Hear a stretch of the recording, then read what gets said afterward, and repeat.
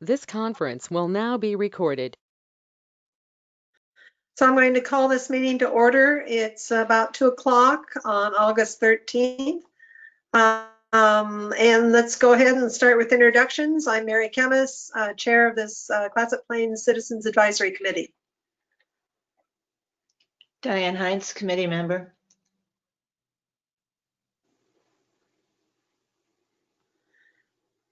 Devin, are you a... Oh, yeah, sorry.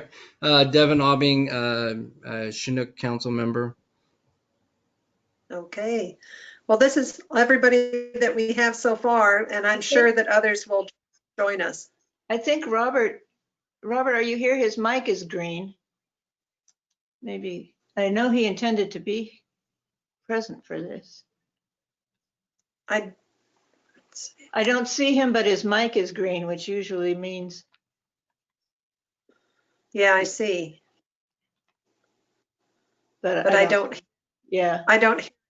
Yeah, So, you don't hear, if you don't hear, don't hear him and I don't see him, but hopefully maybe he's there, and hopefully he'll be able to chime in later. Because... Yeah, maybe he doesn't have, mic is muted on his side. So Robert, if you're there, I can't see you or hear you. Okay, moving forward, we'll start with the review of the meeting summary from July. Does anybody have any comments? I wasn't there, so I appreciated how detailed the summary was, but I wasn't there to state an opinion about. Yes.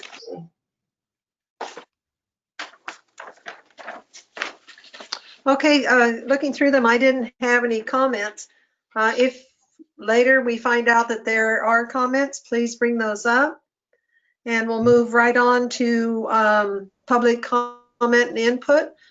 Unfortunately, I don't think we have any public today, but maybe somebody will join us later.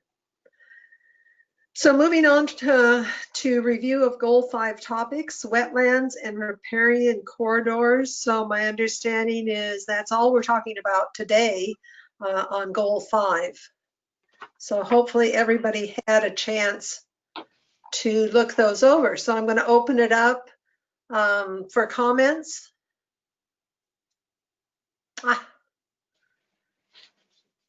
Hi, Robert. I still can't see you, but I'll be with you shortly here. I can hear you, but I had problems connecting somehow. Okay, we can see you. Yep. Hi, Good. Maria. Hi, everybody. Coming soon. Okay, good. So we just started. We had introductions and then the review of the meeting summary. Do either of you have any comments that you want to make on the meeting summary? I thought it was just lovely. Okay. I think Maria's mic might be muted. Yeah, I can't hear her. I can see her lips moving, but there she goes.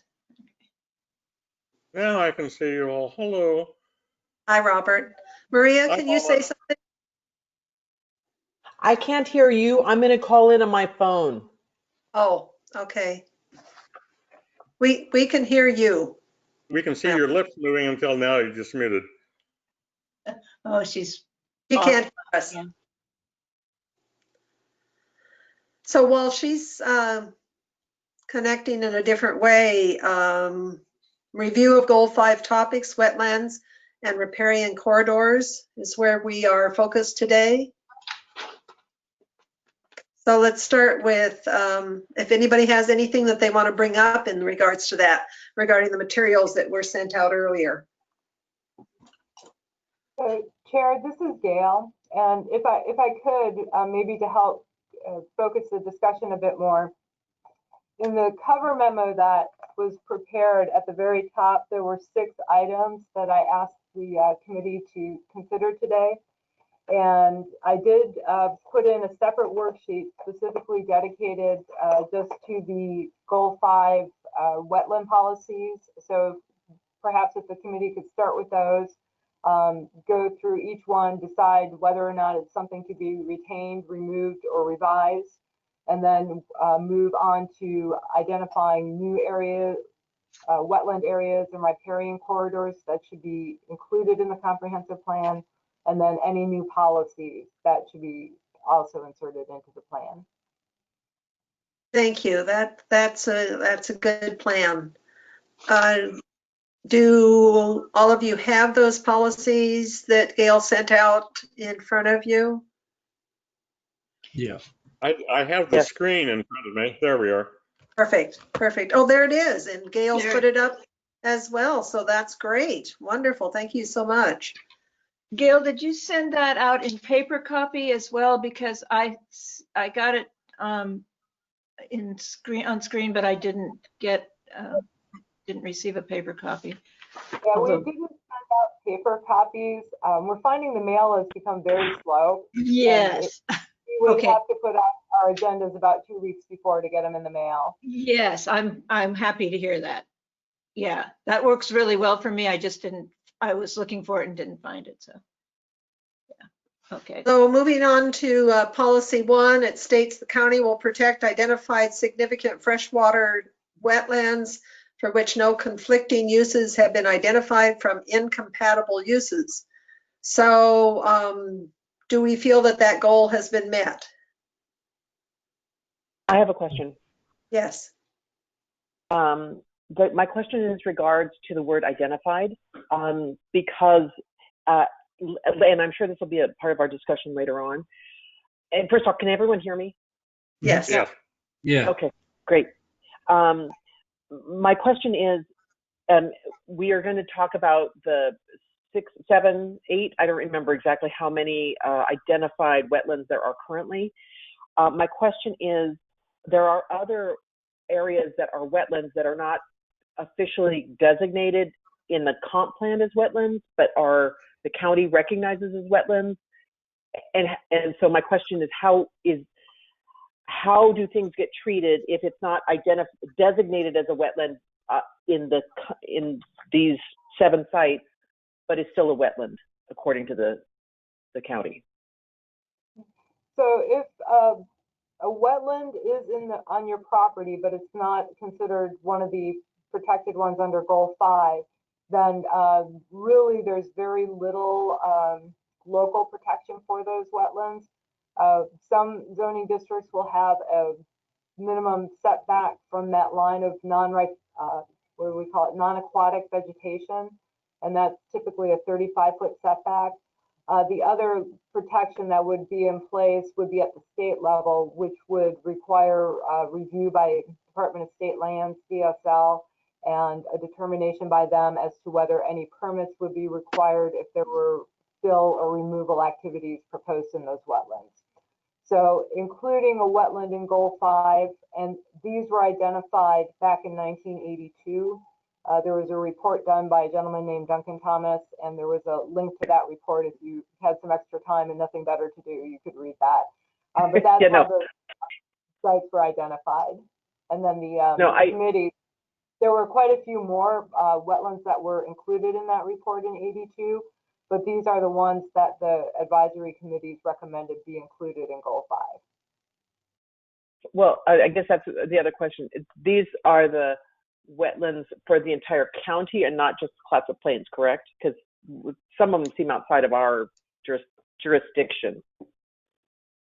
Yeah, so the report did cover a much larger portion of the county than the Clatsop Plains area. And you'll see the ones that were recommended, though, for Goal 5, out of 9 of them, 8 are in Clatsop Plains, and 1 is in the Northeast planning area. Mm-hmm. So I guess the question I have, and it's to the group, is, well, no, actually, it's to Gail. The question to us is not whether we want to add, there is no question of adding like one of the other locations, other sites that are listed in that report. The question is just the current ones that we have identified, correct? No, we're also asking for new ones to be identified, and I'm sure that there's enough local knowledge in the group to know that where there are some significant wetland areas that should be considered for extra protection. Okay. So Thank you. Robert, I think Robert was next. It just the oddity that somehow lakes and wetlands are considered, in kind of in the same breath, and creeks. I'm thinking of like across on the west side of 101, all along the old stretch of highway. Whether you label it the East Fork of Neocoxie Creek or what, call it a creek, call it wetlands. It's funny trying to separate or categorize all these wet things. Like back behind Diane's head is the eutrophying Smith Lake, which I presume isn't considered a wetland. There are just so many places along Hawkins Road, between 101 and the Cullowby Lake housing. Surely that's stamped a wetland somewhere, but there is just so much out here that's wet. Whether in these old things it's usually called a bog, often that's now distinguished as a fen because the water is actually moving, even though it's subsurface. I think we have an interesting task before us. Like here on the farm where I'm looking, it's zoned lake and wetland. There's certainly Sitka spruce swamp, and that I think clearly is zoned, but it's not on our little list of things like Taylor Lake, Carnahan Lake. I look forward to this task, but it seems overly simplified in language if you haven't ever walked it, period. Well, I was told about 15 years ago when I questioned filling the opposite side of the lake from where I am to build a house, that the reason this wasn't designated a wetland, even though there was a heron rookery and all kinds of wetland manifestations, that the property owners around Smith Lake, and that probably goes for the other lakes, own the lake.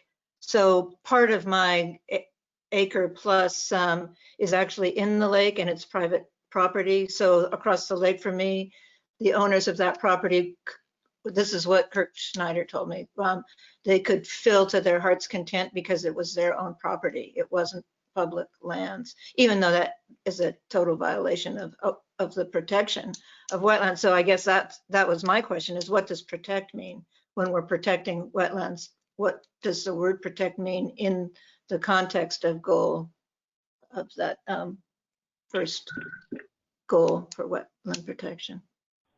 So two questions there. One is, what's the definition of wetland in terms of private property ownership? And then the other question is, what actually does protect mean in that context?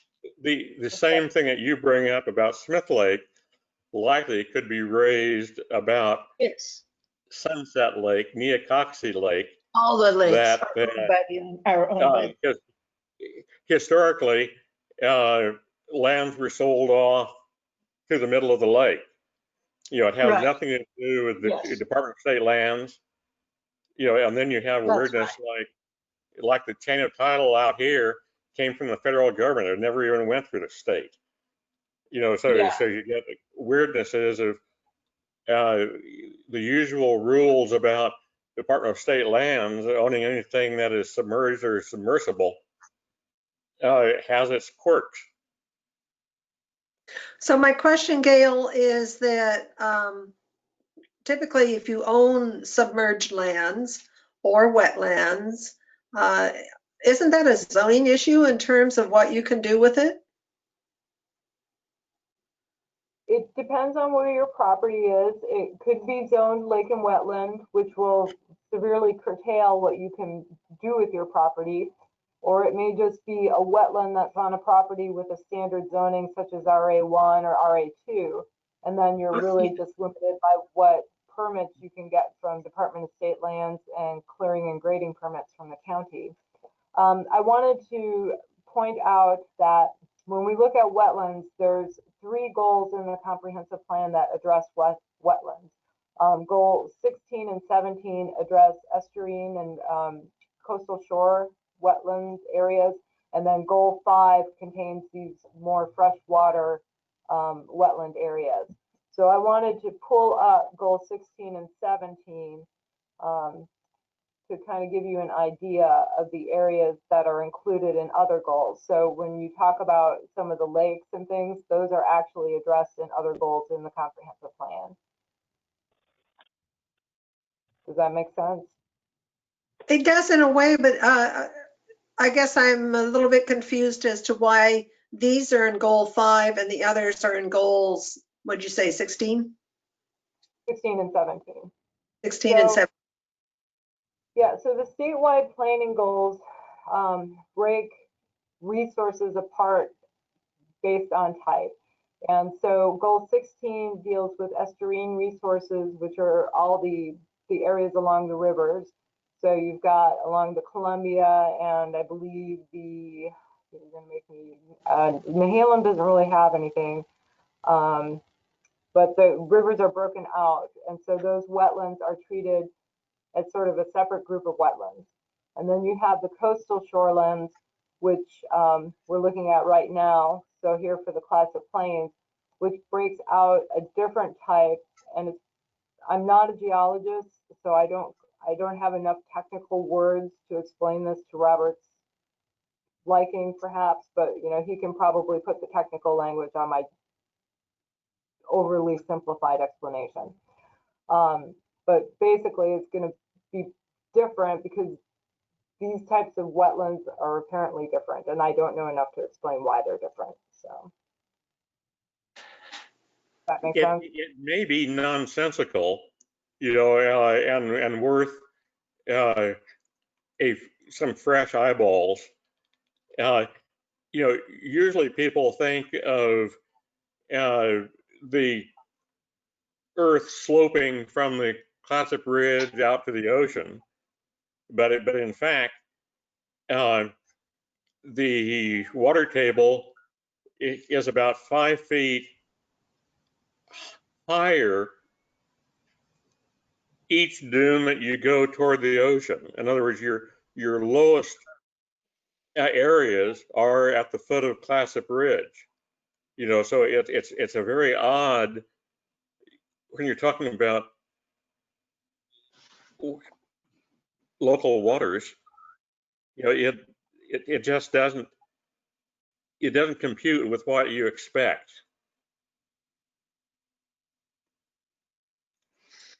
Like that little lake with 2 names, Carnahan Lake, Taylor Lake.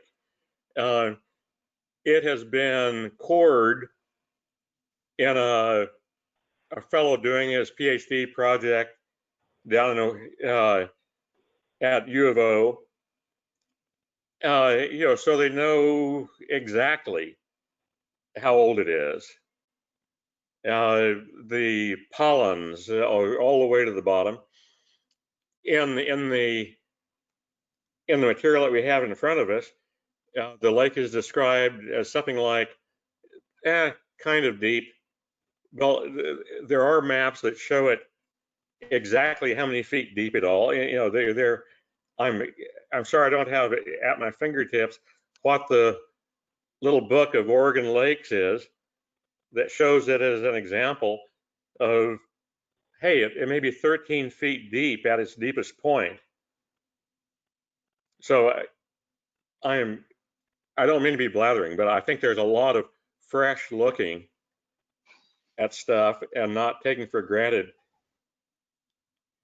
people who published this 40 years ago had the same sense of things that we have now. You know, with respect for the Chinook Nation, much of these areas right along Clatsop Plains here were gifted as donation land claims for service fighting the Indians. And they were gifted from the federal government without bothering to first steal them from the Indians. You know, so there's real puzzlement about who's in charge. You know, I valued DSL lots, but as to why they aren't out there protecting Diane Heinz's eutrophied marsh, I don't even think they really want to get involved on some of these answers. Well, Robert, you bring up a lot of really interesting ideas and thoughts, and you provide valuable background. So thank you for that. But just in interest of time, to get back to policy one, do you feel that the county, that the county will protect identified significant freshwater wetlands? Do you think that goal has been met? No. And I'm not just asking you, Robert, I'm asking everybody.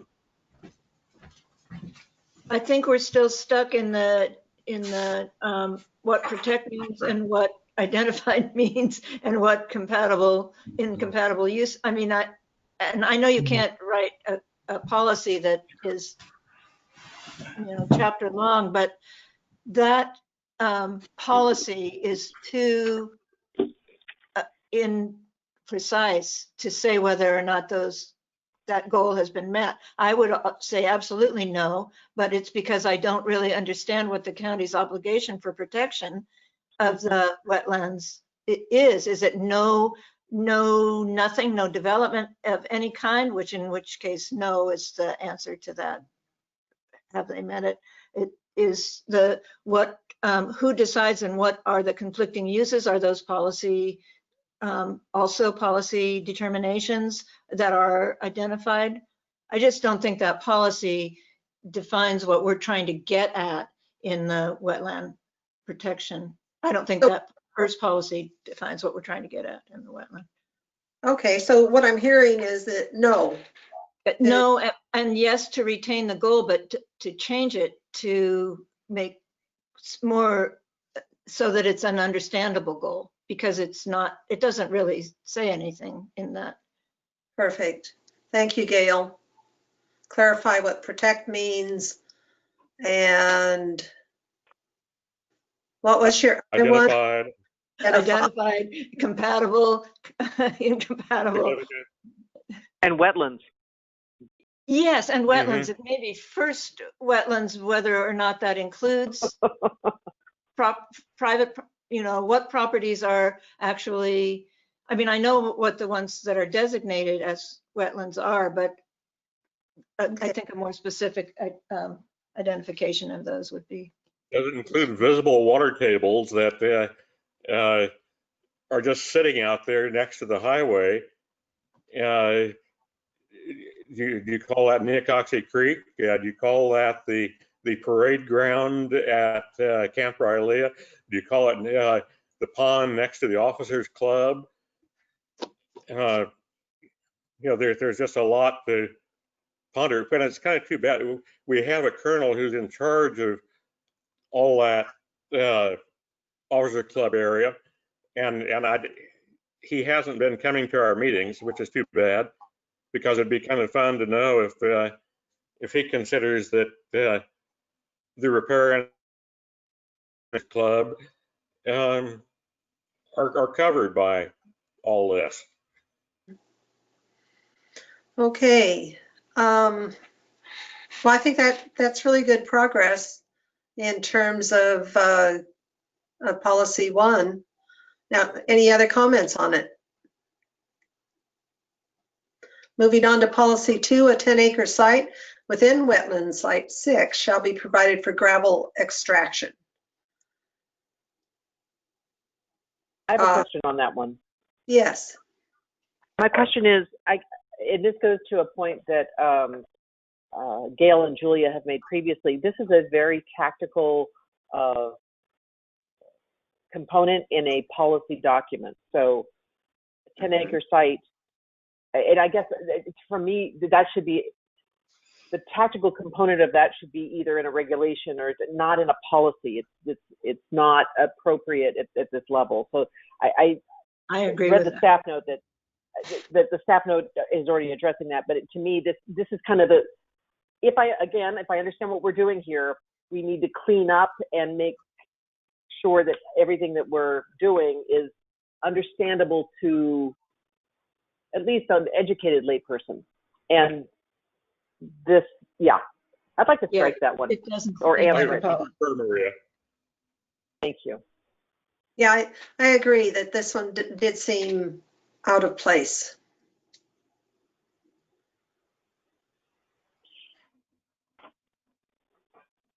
Because it was so specific, and it belongs more in regulations than in policy, if I'm hearing you correctly.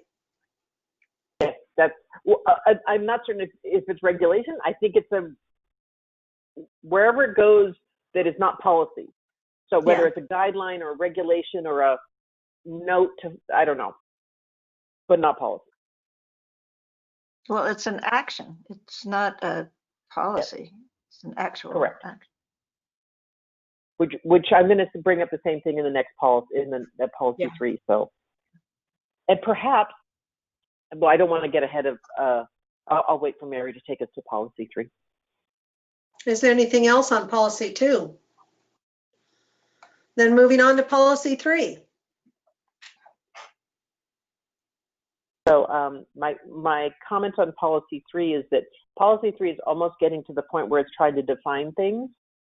And I think some of the language here might be helpful in where we were in policy 1, that, you know, you want to ensure certain setbacks and you want to identify, water quality and stream sedimentation and things like that. So this to me drills down too deeply.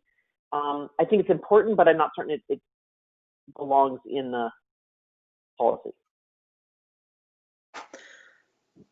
So what I'm hearing is that some of the language in policy 3 could be used to clarify policy 1. That is a question, yes. That's a question because this one is really kind of more specific to that one wetland site, and I trust, and I'm not that good with the wetland sites, and you all are, locals, and you get this way better than I do.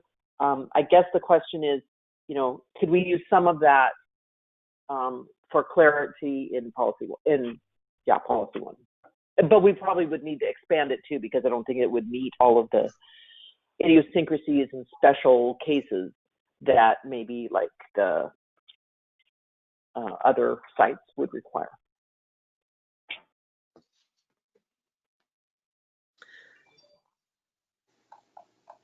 And I have a question for Gail. I don't know Driscoll Slough, but I know that Devin does, and I know that the Chinook Nation is concerned about the whitetail habitat, but so yes, we care about it, but it's still an oddly specific. I think in military terms, they'd go from strategies and then down to tactics. And this is certainly not a broad strategy. So if I'm hearing you correctly, Robert, what I'm is that, for instance, contains white-tailed deer habitat, that perhaps should not be specific to wetland site 7, but should be just a general included in the general policy. Is that correct? I think that's closer to validity. Okay, because that would be a strategy that we want to protect white-tailed deer habitat.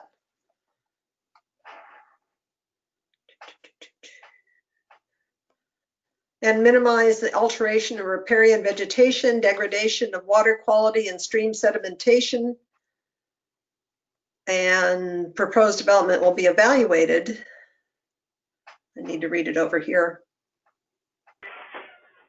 I like some of this wording in here. In general, provide maintenance of corridors that provide for deer movement between habitat. But it's not just deer that I'm looking for in the future. It should be wildlife. What do you guys think? Sure. Wildlife, Can you move the fish, page down? avian life. Gail, can you move the page down a little bit? Thanks. I turned the mic back on. Okay. Mhm.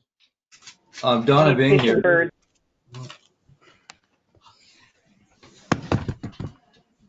Donna Bing here. Hi, Dahl.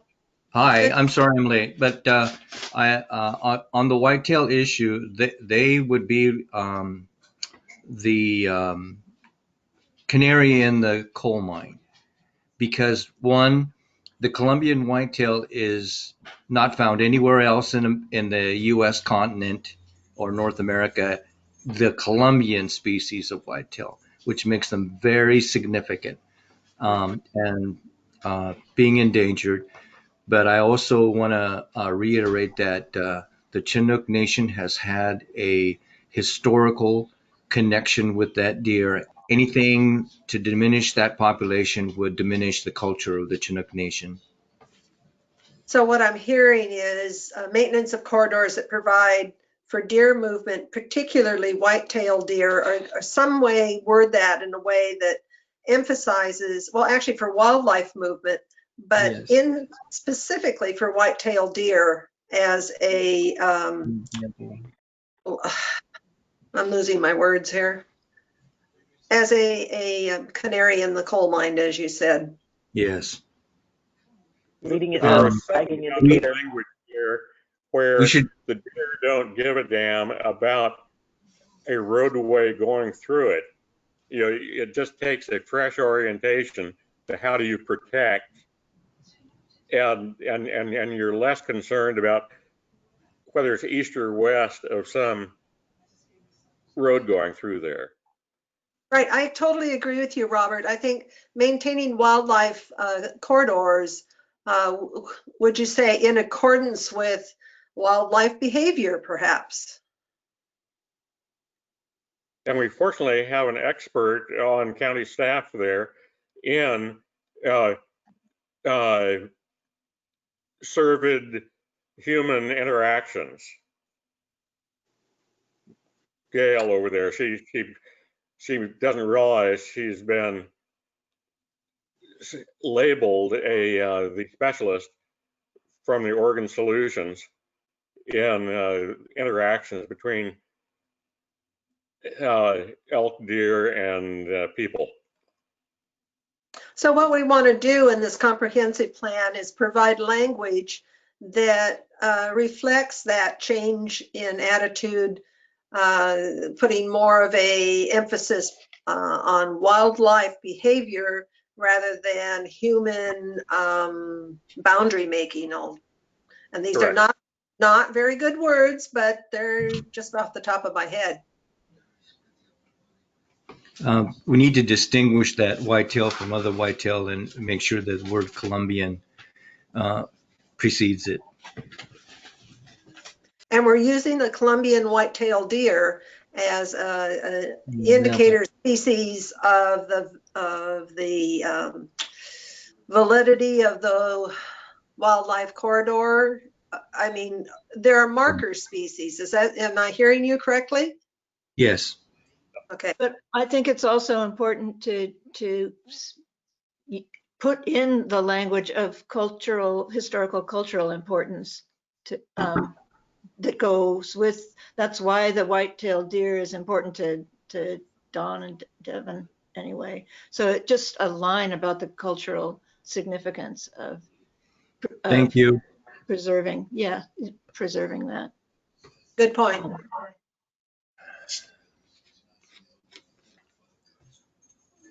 Move on.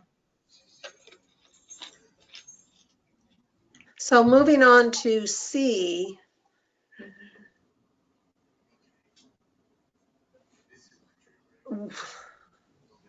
I think a fresher take on this is that we would like to see industrial development minimized. What am I hearing from you guys? Eliminated.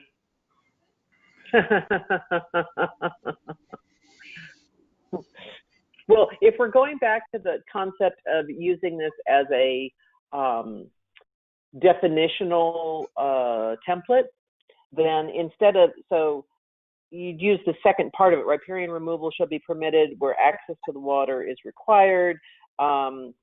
Industrial development would, but again, Gail, you're gonna have to rein me in here. I would say that industrial development is contingent upon approval after having met the county's requirements for protection, right? If we only knew what that was. Well, kind of my point where I'm going. Thank you, Yeah. Diane. I appreciate. Yeah, thank you for making my point. Is that it can only move forward once it has met the requirements, but the requirements still have to be defined. Okay, so going back to the question about protection, if you are impacting or you're developing around a Goal 5 wetland, there's a 50-foot setback required from the boundary of that wetland. My question back to the committee would be that if you want to eliminate all industrial development or prohibit the removal of riparian vegetation for water-dependent uses, so for example, where Wanna Mill is, and they want to build a dock because they want a barge, I guess my question is, how much of a tax rate hike are you willing to sustain in order to buy property owners out because you want to remove their development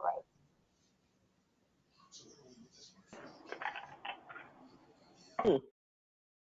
Well, I don't think we can set the tax rate. We just, that if we're talking about policy, we're concerned with the policy that allows further degradation of those sites. So the policy that I think I'm hearing the committee's consensus on is to minimize the destruction of those riparian areas.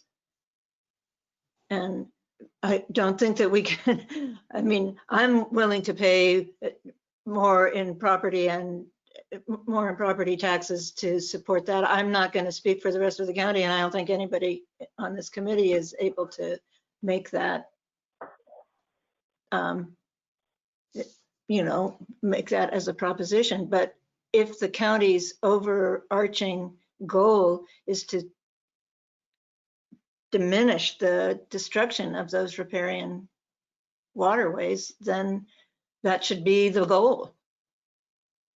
The idea of water-dependent uses is not unique to the non-incorporated areas. It's been an oddity. Like in Astoria, there used to be a lot of protection for areas that required proximity to the river, and those have been killed off largely. And I'm just saying, maybe we can learn from our neighbors. We don't have jurisdiction over Tansy Point, but the county does own pieces of land here and there that are critical to protecting certain pieces. So that 8th Street Dam is one that comes up. The county owns property at one end of it. You know, and I know we're only talking about jurisdiction You're talking about outside of, Warrenton's 8th yeah, Street. but outside of city limits. Yeah. You know, it gets curious. Well, gee, do we have any effect on what DSL does? So what I think that I'm hearing you say is, or what the conclusion I'm drawing from what you're saying, I guess, is that policy 3 is too specific to one particular site. It should be something along the lines of the following requirements shall apply to wetland sites, and not just wetland site 7. Am I hearing that correctly? Because this is very specific to one particular site. And what I'm hearing from the committee is that we would like these types of guidance for wetland sites throughout the county. Is that correct? Gail, do you know why it was written this way, specific to 7? I do not. But did I state that correctly? Yeah, Yes. but my confusion is about why it was written specific to that site in the first place. To write a county-wide policy specific to specific site is confusing to me. Or is So confusing. if I had to offer a position, I would say that it was probably designed to apply to the area around the Warren Mill. Good guess. And then as we move through, are there other policies that are specific to certain sites that are the same, that have the same intentional restrictions? That question didn't make sense to you? Who are you asking? Gail. I'm asking our. I'm sorry, I was typing and I didn't hear the question. Could you repeat it, please? Sure.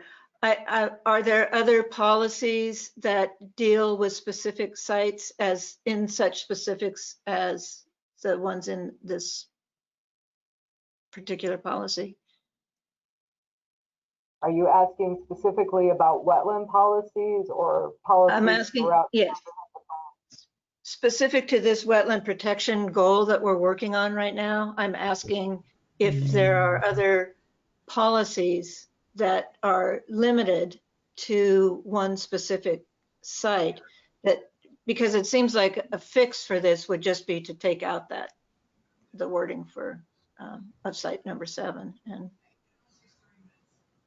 and make that a policy, make that a countywide policy for all of the wetlands that we're trying to protect, if protection is our goal. I hope it is.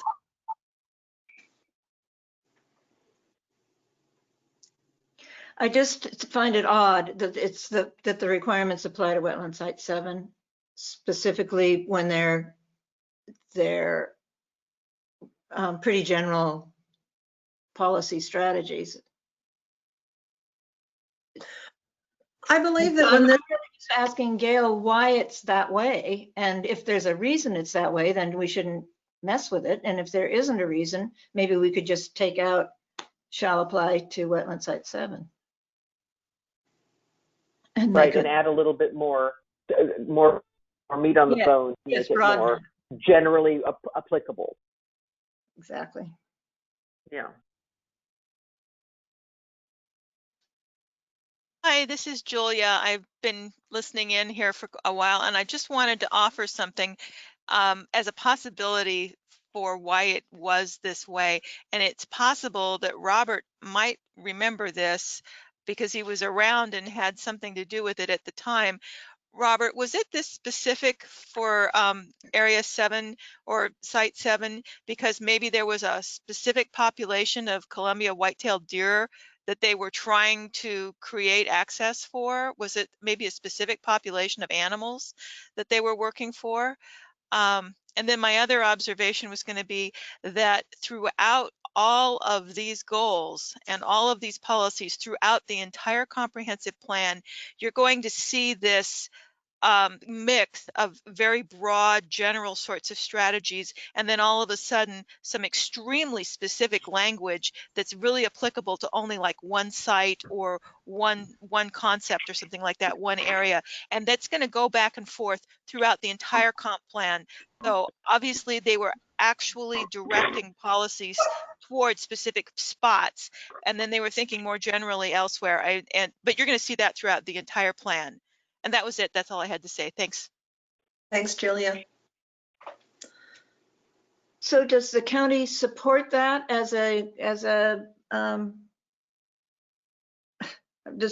does county planning support that back and forth as a benefit to the comprehensive plan, or is it maybe time to reconsider whether that makes the best policy for the county? And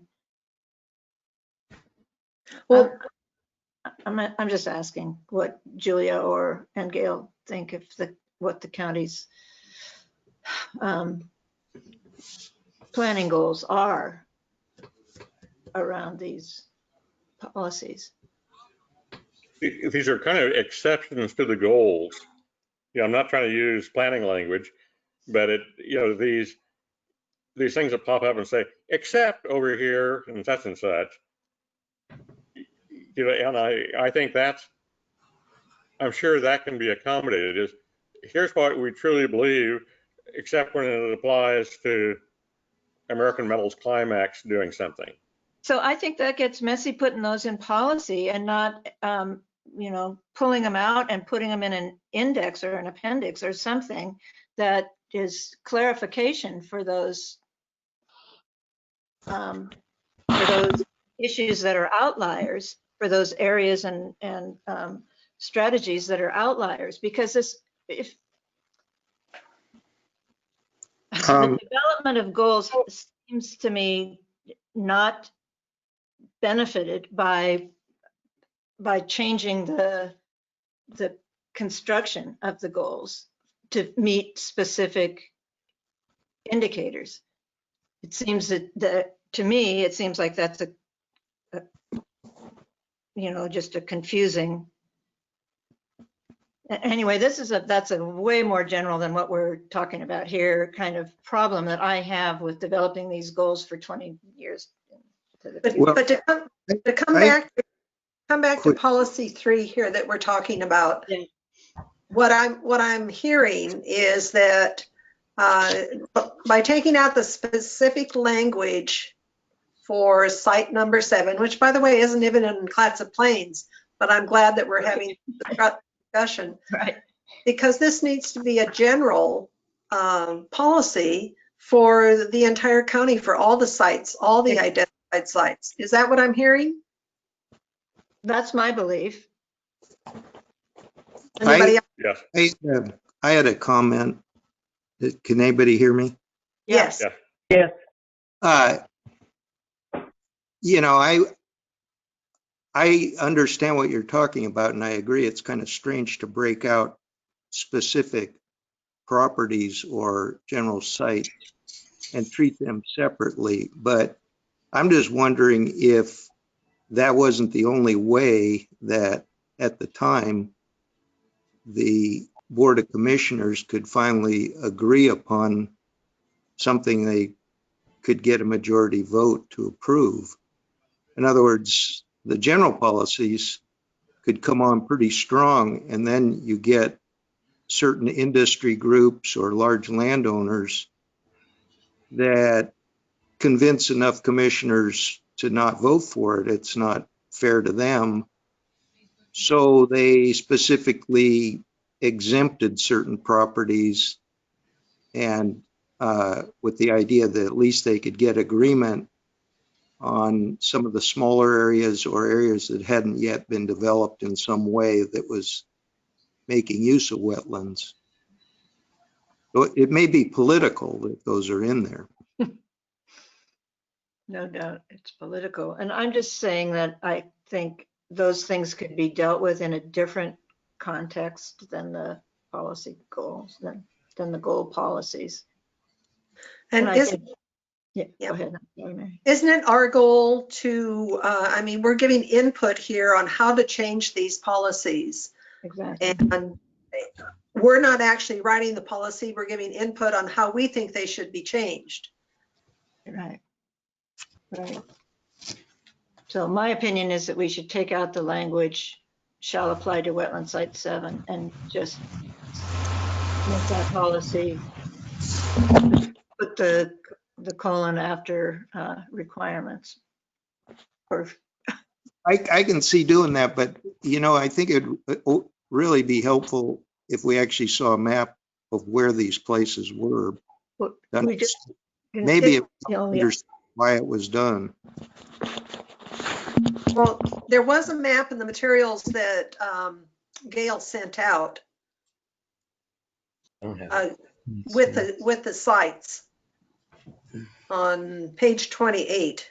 Page 28. And Gail's pulled it up now. It's page 19. 19. Oh, you're right. Page 19 in our document. So it's It also there, yeah. Westport. wasn't part of the conversation early that if there were other sites that this was the discussion we could use to add more sites. That Yes, was, Gail said that earlier in this. okay, so just, I want, because Don wasn't a part of that conversation, I just want Right. him to know that one of the key definition issues that we brought up early on was that, okay, there are these 7 sites, but there are actually more. So if you know of ones that we should be including, please bring that to our attention.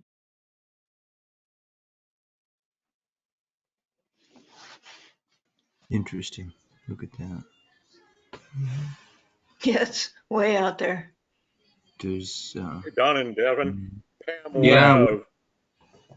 commented at yesterday's Board of Commissioners workshop how pleased she was that the Chinook Nation was nicely represented on this committee.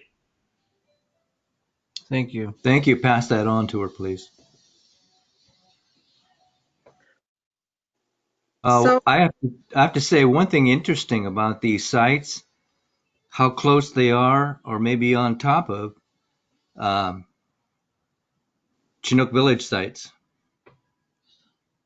That's scary. But I'd have to see a more detailed map. Well, they're sites for protection, so I guess it's a good thing, really. Oh, okay. Yes, yeah. Okay. Ooh, look at that right there. Mm-hmm. Yeah. So any other comments on policy 3? Mm-hmm.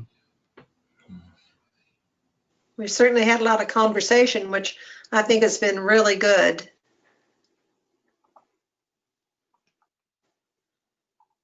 Three of them right there. Okay, hearing no other comments, and we can return to any of these things later. I'm going to open this up to public comment and input, but again, I don't think we have anybody from the public, but if you're out there, please comment.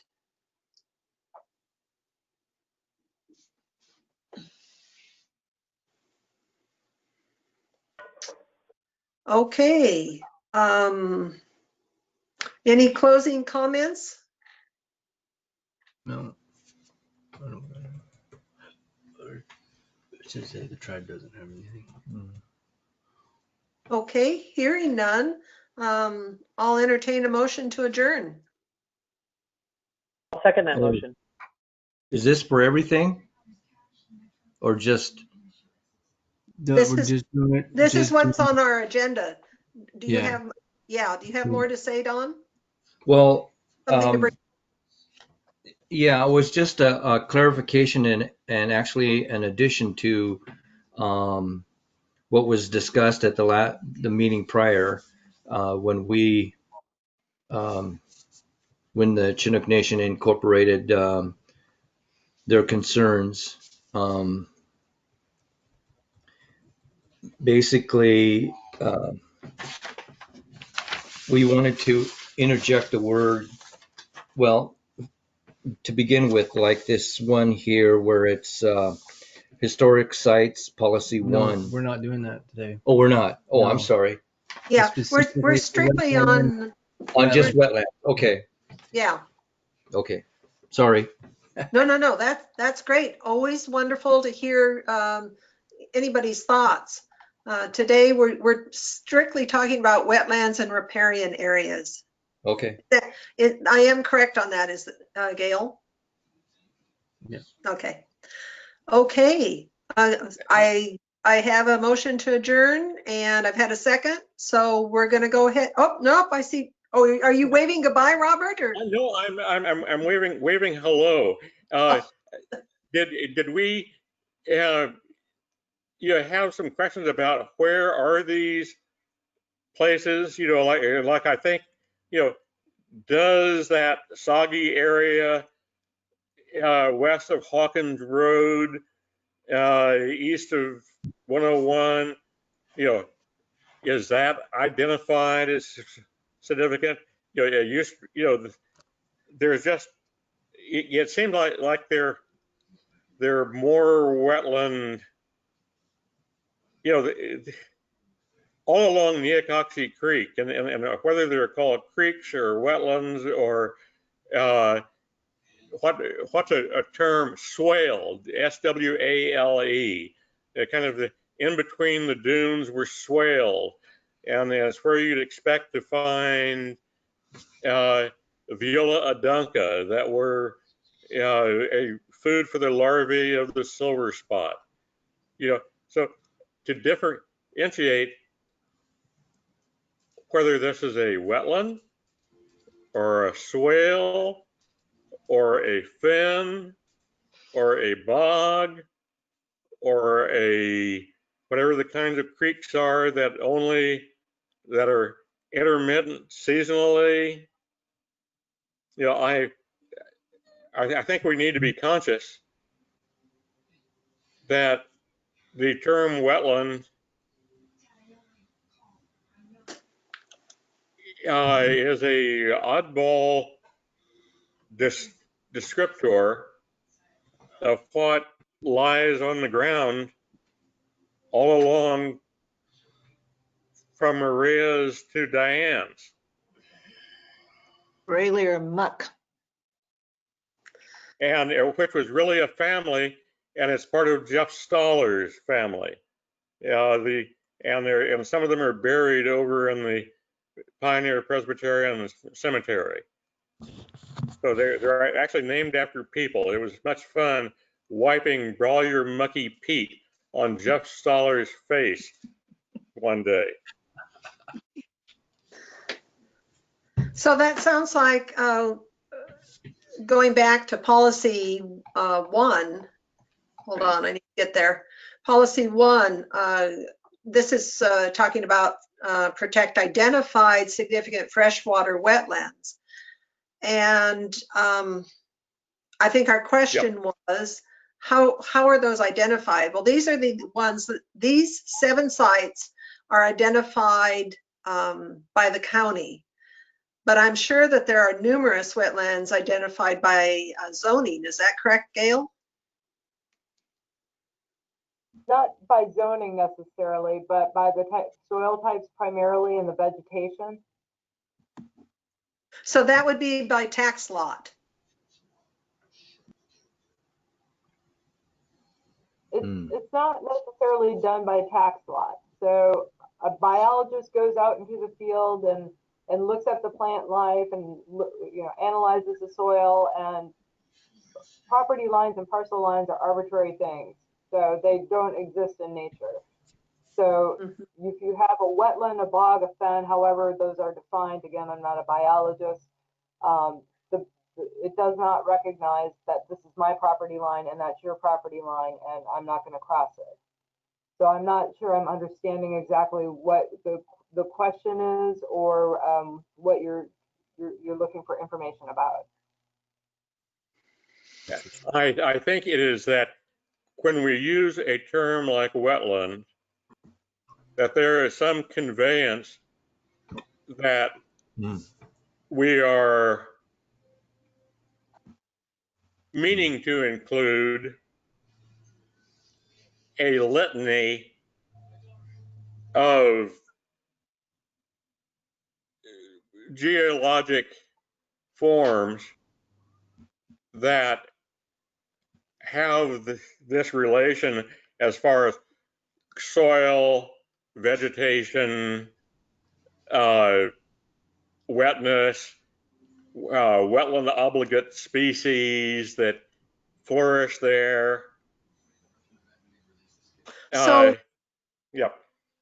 so looking on page 20 of our document, it defines wetlands. The statewide planning goals define wetland as land areas where excess water is the dominant factor determining the nature of soil development and the types of plant and animal communities living at the soil surface. Wetland soils retain sufficient moisture to support aquatic and semi-aquatic plant life. I think that's life. In marine and estuarine areas, wetlands are bounded at the lower extreme by extreme low water. In freshwater areas, which we're dealing with now, by a depth of 6 feet. The area below wetlands are submerged lands. So does that help give you an idea of what a definition of wetlands is according to this document? Yes, I don't have it in front of me, but as you read it, that made more sense than just the simple word wetland as casually used. Yeah. So in the policy, it is defined. Wetlands is defined by statewide planning goals. I guess when I was questioning the definition, I think the ownership of the land was more what became part of my question about whether or not wetland designation, whether or not a piece of land was designated as a wetland if it was a private.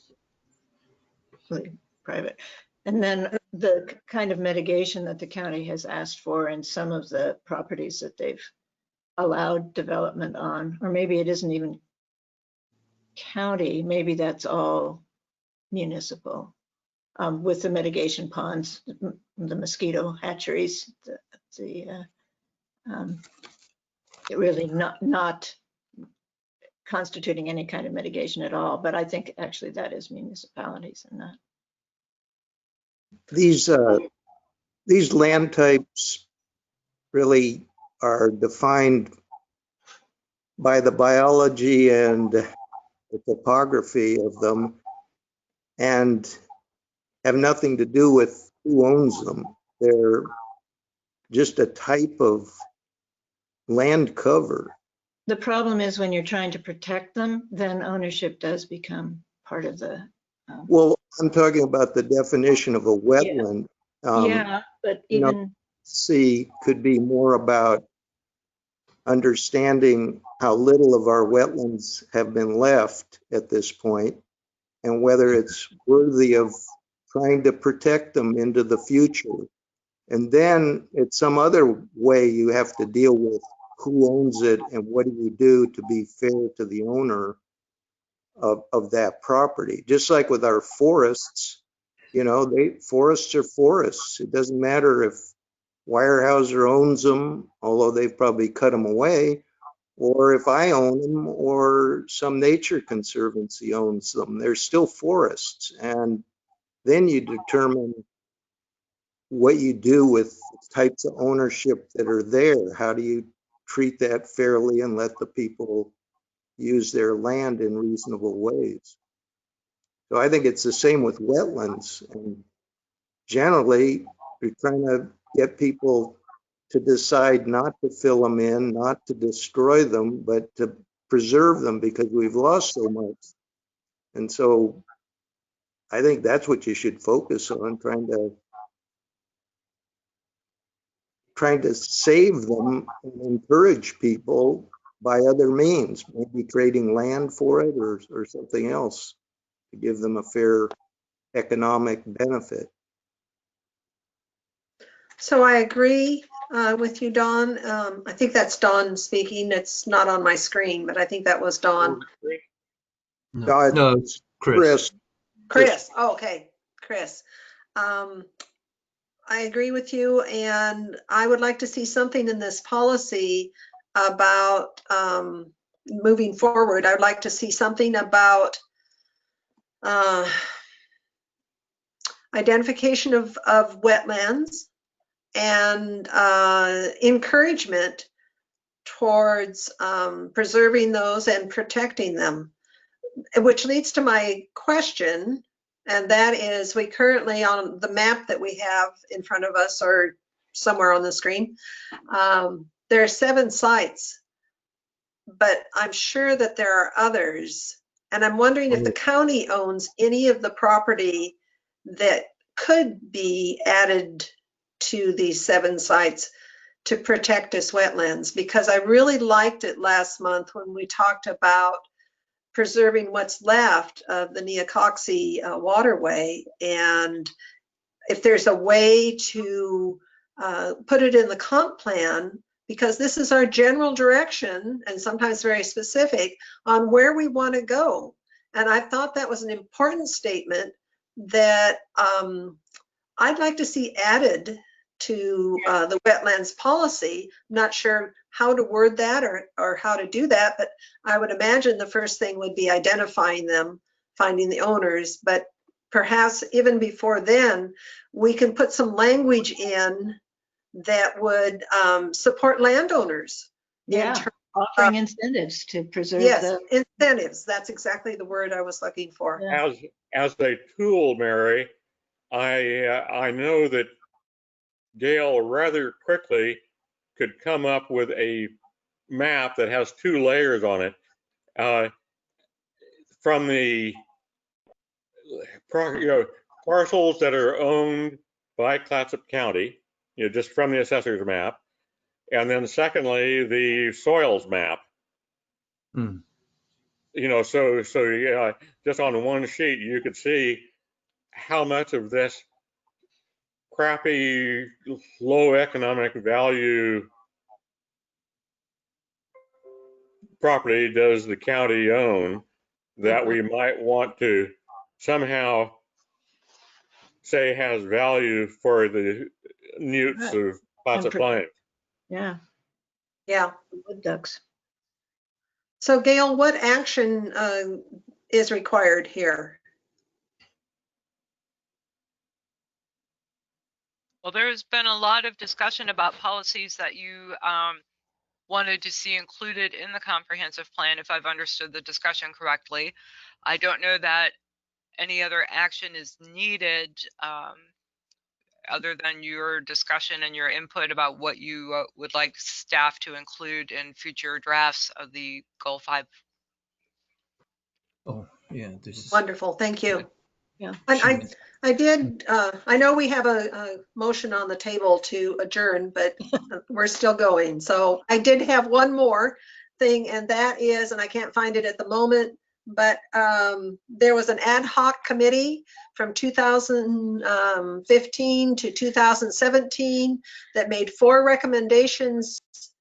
And then there were subsequent staff departures, and that went anywhere. Where would I find those 4 recommendations? And this is a question to Gail. Yes, they were included in your agenda package. They're at the very end of the agenda package. Let's see here. the very last pages, so pages 82 and 83. Perfect. I didn't get down quite that far, so thank you so much. I will look those over.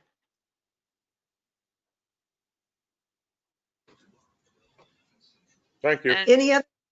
to go back to Commissioner Strickland's request, so the blue areas are the soil types that were used as part of the statewide wetland inventory to identify wetlands. There, and it also includes layers from the local wetland inventories. It also includes information from the National Wetland Inventory, which was the precursor to this, the statewide inventory, which was referenced in your agenda package, and there is a link to the website on the Department of State Lands webpage where you can go on and view this. So I pulled up that layer. The parcels that are outlined in red are parcels that are owned by the county. You know, if you want to go through and start picking those parcels, and we can start going through those. Cool.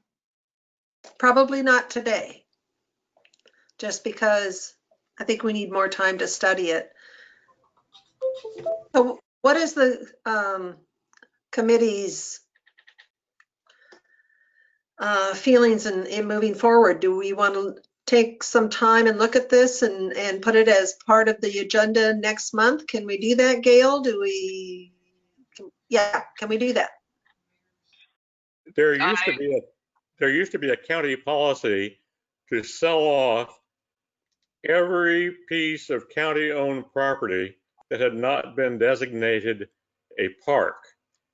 So it might be a curiosity to just see if SERPA still feels shaped in her work by that old policy. But I think this would be neat to look it over, because often these pieces are viewed as worthless, or at best something that still has a spruce or two worth taking away. So I'd love for us to just take a peek of the lands from Diane's to Maria's that are county owned and also kind of yucky, that it might be worth not selling off for the benefit of our friends the Newts. So Gail, what is our agenda on the schedule? I'm sorry, I don't have it in front of me. What are we supposed to discuss next month? So we have a third month scheduled for Goal 5. Mm-hmm. Goal 5 has, among all the committees, created, I don't have the correct word on the tip of my tongue, but it's been a challenging project for people to analyze it and review it and wrap their heads around it. We've been trying, as we did today, to break it into even smaller pieces so that people can not be overwhelmed, or it doesn't overwhelm people. So we can put whatever you would like on the agenda.